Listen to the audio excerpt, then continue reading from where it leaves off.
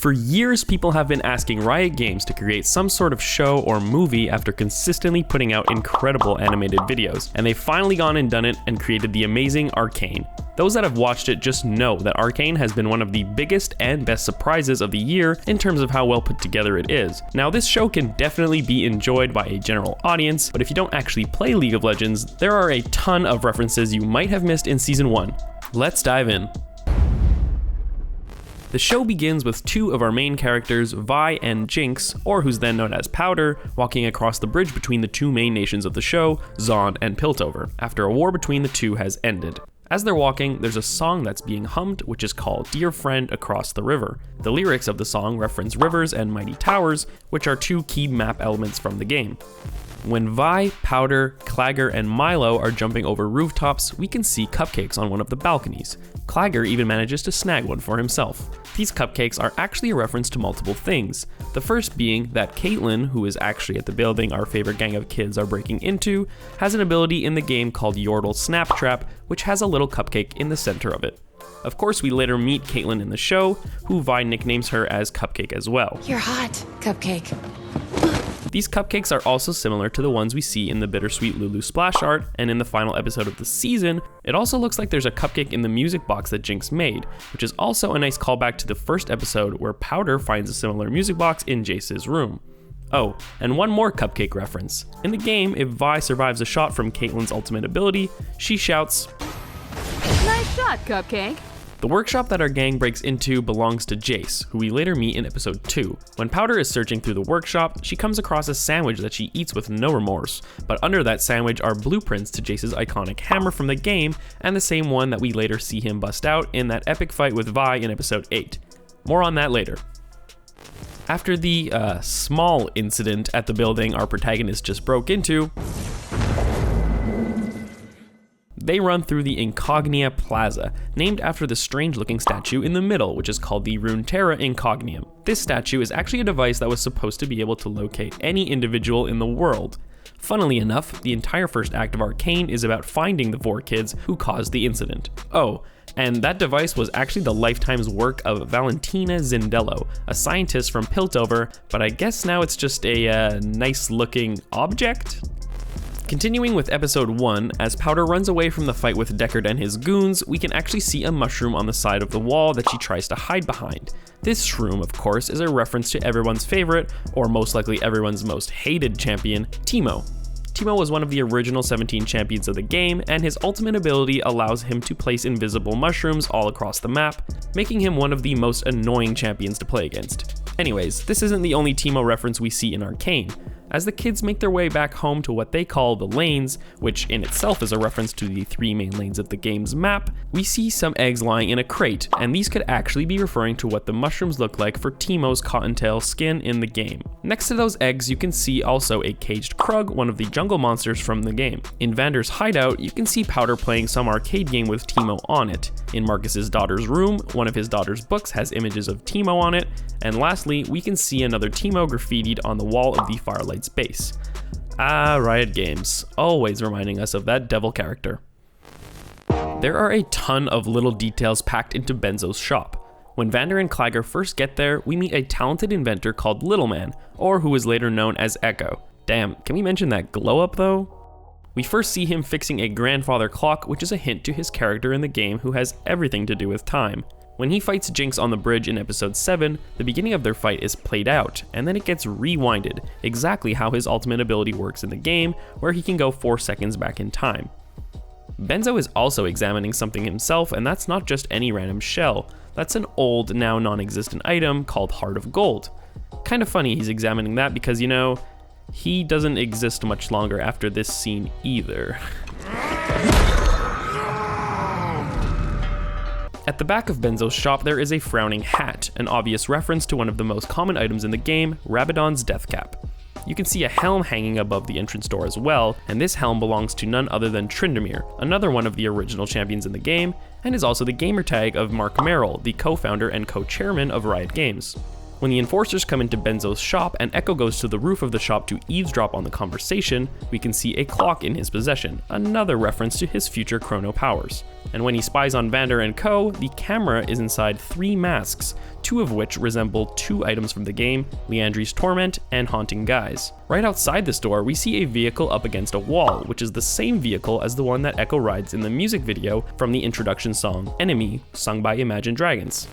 Speaking of Imagine Dragons, we actually see the band in an animated form in episode 5 singing that same intro song. It's also not the band's first time collaborating on a League of Legends project. They previously sang the song Warriors for Riot's 2014 World Championship. The following scene after Benzo's place shows Jinx tweaking her gadgets, but you can actually see one of her pillows looks very much like her rocket launcher from the game, Fishbones. At the very end of the first episode where we finally meet our main antagonist Silco, he's having a conversation with a nameless scientist, although he's not really nameless for long. If you watch the show with closed captions, they actually reveal that this scientist is none other than Singed, another character from the game. As Powder is absolutely losing it over Vi and the others leaving her behind to go and save Vander, we get a shot at a little box of Powder's things which has 2 Easter eggs. The first being that we see the name of Violet on a piece of paper, which is of course Vi's full name. And the second thing that we see are 2 wings, which are a reference to the Star Guardian Jinx skin. That skin actually has 2 mascots associated with it named Shiro and Kuro, which mean white and black in Japanese, kind of like how Powder and Jinx are 2 opposite personalities. As Jayce and Victor figure out how to stabilize and control Hextech, Jayce throws a gear through the crystal which accelerates quickly, a reference to one of his in-game abilities, the acceleration gate. This isn't the first reference to his abilities either. As I said earlier, we'll get back to episode 8, and this is where we see many of Jayce's abilities like his Shock Blast, Lightning Field, and of course many thundering blows that knock opponents away using that big ol' hammer of his. Those also aren't just normal opponents in purple suits, by the way. These enemies are a reference to an item in the game called Turbo Chemtank, an item that makes you go super fast, exactly like those purple suited monsters. After Powder's monkey sets off the bomb and subsequently kills 2 of our friends, there's a shot of Claggor's glasses on the floor. These glasses are the same ones that we see in Vi's splash art in the game. At the end of episode 3, when Silco is consoling Powder, I guess this is where she becomes Jinx officially after being called so by her sister. Why did you leave me? Because you're a Jinx! We get a shot that highlights her eyes as they turn from gray to purple, foreshadowing episode 8 where Jinx is infused with Shimmer after barely surviving the battle on the bridge with Ekko. The second act of the show begins with the introduction of the Firelights, an unknown gang that's fighting the good fight against Silco. Once again, we see the leader of the Firelights, who we later find out is Ekko, carrying another watch, once more referring to his chrono powers. As Silco's goons are loading up the blimp with Shimmer, we see a shot of Gragas on one of the barrels. Gragas is a character best known for shooting his own barrels at his enemies in the game. Elsewhere at the festival, we get a quick shot at some diving equipment, a reference to another champion in the game, Nautilus. At Jayce and Victor's new laboratory, we get to see some of the tech they've been working on with the power of Hextech. We get our first glimpse at Vi's future gauntlets that are supposed to help with mining, but we all know what those bad boys can really do. And we also see what they call the Hex Claw, which Victor will later present to Heimerdinger. This is a reference to one of Victor's abilities in the game called Death Ray. In the brothel that Vi and Caitlyn enter, there's a shot of 2 people wearing 2 different masks. These masks are referring to the champion Kindred, as they are wearing the wolf and sheep masks. The opening of Act 3 shows us the Firelights in a short musical clip, showing off the stylish group and gives us even more references to who Ekko is as a character. We see the symbol for the gang and it gives us 2 little Easter eggs. The first being that the symbol is in the shape of a Z, referring to his time travel equipment called the Z Drive, which we actually later see when Ekko shows Vi and Caitlyn where he keeps the gemstone hidden. You can see it more in use in his cinematic called Seconds when Riot Games first introduced the character. The second reference is that the Z is stylized in a way to look like an hourglass, the same symbol he has drawn on his face, and more things to do with time, in case that wasn't already clear from the other mentions in this video. Oh, and just in case you wanted even more little Ekko details, his name is carved into the Vander tribute statue that Silco sits at. No more Ekko references anymore, okay? Hey, remember that haunting song from the opening sequence? Well, Jinx sings it once again here on that same bridge where her parents died. This time it had to be Marcus and some enforcers that had to go, the opposite of what happened at the beginning of the show. After Vi and Caitlyn move on from the bridge, they sneak their way into Caitlyn's room, where we can actually see a purple outfit and top hat behind them, a reference to Caitlyn's original look from the game. Just like in the show, Vi's abilities in game are mostly her just punching and dunking on people with her giant gauntlets. However, in her fight against Savika, she manages to activate a shield that gives her the opening to defeat her. This shield is a reference to her passive ability in the game called Blast Shield. This incredible series comes to an end on a huge cliffhanger after Jinx fires off a massive rocket from her rocket launcher, Fishbones.